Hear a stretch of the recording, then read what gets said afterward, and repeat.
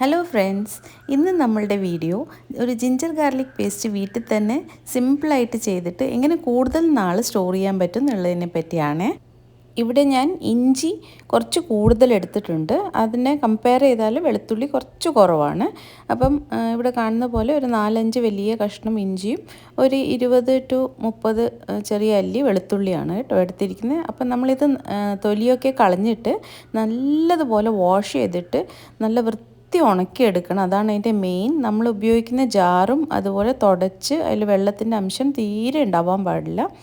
അപ്പം നമ്മൾ ഈ ഇഞ്ചി വെളുത്തുള്ളിയും കഴുകി ഒരു ടവലിൽ റാപ്പ് ചെയ്ത് അതിൻ്റെ വെള്ളത്തിൻ്റെ അംശമൊക്കെ കളഞ്ഞ് ഫാനിൻ്റെ അടിയിൽ വെച്ച് ഉണക്കിയെടുക്കണം. ഇതിലെ മെയിൻ ഇൻഗ്രീഡിയൻ്റ് എന്ന് പറയുന്നത് സൺഫ്ലവർ ഓയിലാണ് കേട്ടോ.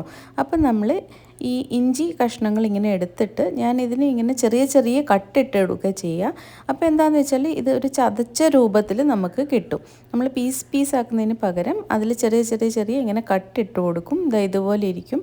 അപ്പം നമുക്ക് ഇത് വെച്ചിട്ട് ജിഞ്ചർ ഗാർലിക് പേസ്റ്റ് ആക്കുമ്പോൾ ആ ഒരു പാകം ഒരു അളവിൽ അരിഞ്ഞ് കിട്ടും. അപ്പം നമുക്ക് അത് വേണമെങ്കിൽ തീർത്തും ഫുൾ പേസ്റ്റും ആക്കാം, അല്ലെങ്കിൽ കുറച്ച് ചതഞ്ഞ രൂപത്തിലെടുക്കാം. അത് നമ്മളുടെ ഇഷ്ടത്തിനനുസരിച്ച് നമുക്ക് ചെയ്തെടുക്കാം. അപ്പോൾ ഇതുപോലെ എല്ലാ ഇഞ്ചിയിലും ഞാൻ ചെറുതായി കട്ടിട്ട് കൊടുക്കുന്നുണ്ട്. ഇനി ബാക്കിയുള്ള വെളുത്തുള്ളി നമ്മൾ ഈ ജാറിലേക്ക് ആഡ് ചെയ്ത് കൊടുക്കുക. ഇനി ഇതൊന്ന് നന്നായിട്ട് മിക്സ് ചെയ്ത് കൊടുക്കണം. ഇതിന് ശേഷം നമ്മൾ ഇതിനകത്തേക്ക് സൺഫ്ലവർ ഓയിൽ ആഡ് ചെയ്ത് കൊടുക്കുക. അപ്പോൾ ഒരു 1.5 ടേബിൾ സ്പൂൺ മുതൽ 2 ടേബിൾ സ്പൂൺ വരെ നമുക്ക് ആഡ് ചെയ്യാം. നമുക്ക് എന്ത് കൺസിസ്റ്റൻസിയിലാണോ ഈ ജിഞ്ചർ ഗാർലിക് പേസ്റ്റ് വേണ്ടത് അതിനനുസരിച്ച് നമുക്ക് ആഡ് ചെയ്യാം. അപ്പോൾ യൂഷ്വലി ഇത്ര ആഡ് ചെയ്യും, ഞാൻ എടുത്ത അളവിന് ഇത്ര ആഡ് ചെയ്താൽ മതിയാവും. അപ്പം നമ്മൾ മിക്സിയിൽ വെച്ച് ഇതൊന്ന് ചെറുതായിട്ട് പൾസ് ചെയ്ത് എടുക്കുക. ഒറ്റയടിക്ക് അരച്ചെടുക്കേണ്ട. ഈ ഒരു കൺസിസ്റ്റൻസിയിലാണ് ഞാനിപ്പോൾ ഇവിടെ എടുത്തിരിക്കുന്നത്.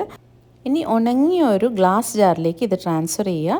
നല്ല ടൈറ്റായിട്ടുള്ള മൂടി വെച്ചിട്ട് വേണം നമ്മളിത് അടച്ചു വെക്കണം.